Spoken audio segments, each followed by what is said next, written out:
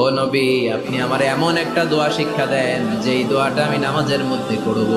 বিষ্ণুই বললেন, তুমি নামাজের মধ্যে পড়ো, আল্লাহুম্মা ইন্নী যালামতু নাফসি যুলমান কাসীরা ওয়া লা ইয়াগফিরুয যুনুবা ইল্লা আনতা ফাগফিরলি মাগফিরাতাম মিন ইনদিকা ইন্নাকা আনতাল গফুরুর রহিম। সুবহানাল্লাহ। এটারে আমরা বলি দোয়ায়ে মাসুরা। এটাও একটা ইস্তেগফার।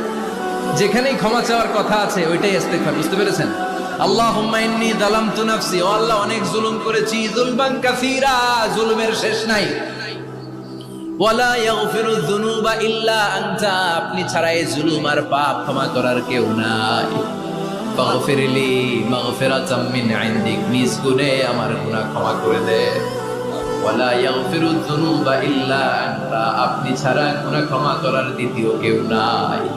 আমাদের পাপ ক্ষমা করার আর কোনো সত্তা আছে? চিল্লায় বলেন, আছে?